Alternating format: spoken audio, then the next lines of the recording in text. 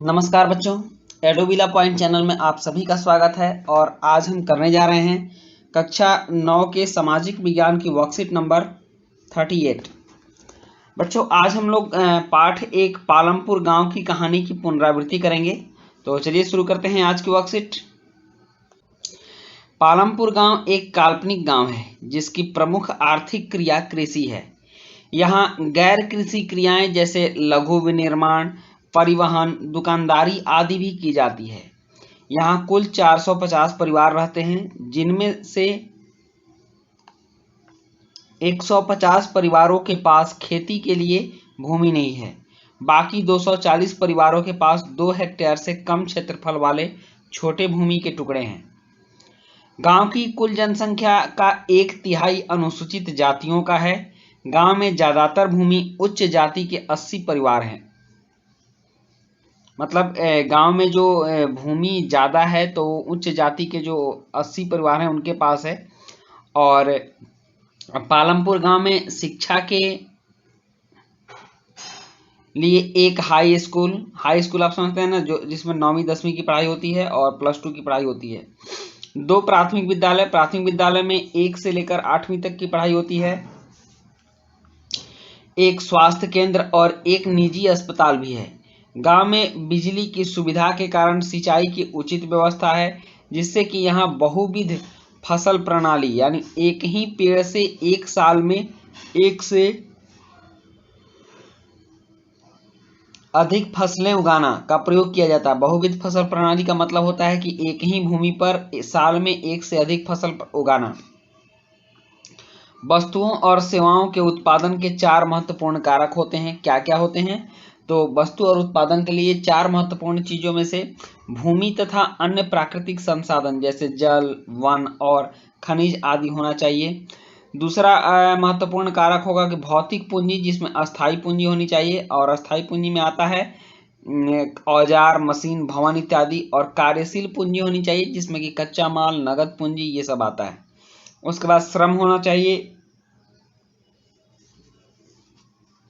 यानी काम करने वाले लोग। और चौथा ज्ञान एवं उद्यम यानी मानव पूंजी शामिल होनी चाहिए।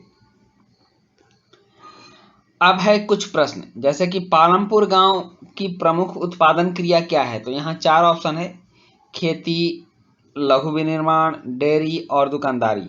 तो पालमपुर गांव की प्रमुख उत्पादन क्रिया है खेती। ऑप्शन ए सही उत्तर है। बी है पालमपुर गांव में शिक्षा की क्या व्यवस्था नहीं है?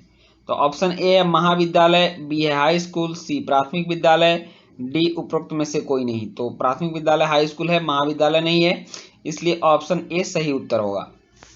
तीसरा प्रश्न है कि बहुविध फसल प्रणाली का क्या लाभ है?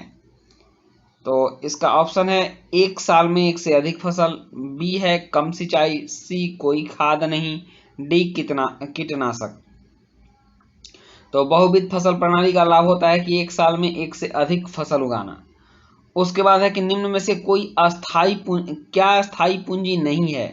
तो औजार ऑप्शन ए, बी विद्यालय, सी भवन, डी कच्चा माल। तो कच्चा माल अस्थायी पूंजी नहीं है, इसलिए ऑप्शन डी सही उत्तर होगा। 5वां प्रश्न है कि निम्न में से क्या कार्यशील पूंजी है? तो ऑप्शन ए है मशीन, बी लघु विनिर्माण, सी भवन, डी नगद पूंजी। तो नकद पूंजी कार्यशील पूंजी है, इसलिए ऑप्शन डी सही उत्तर होगा। नेक्स्ट है क्वेश्चन नंबर 6 कि निम्न में से क्या उत्पादन का एक कारक नहीं है? तो ऑप्शन ए भूमि, बी पूंजी, सी श्रम, डी दुकानदार। तो दुकानदार उत्पादन का कारक नहीं है, इसलिए ऑप्शन डी सही उत्तर होगा।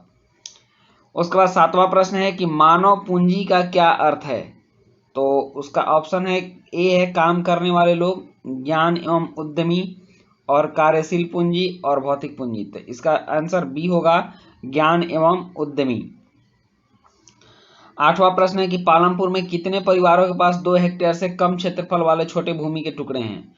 ऑप्शन ए है 240, बी है 450, सी 150 और डी 80। तो 240 लोगों के पास 2 हेक्टेयर से कम भूमि है। और प्रश्न 9 है कि मशीन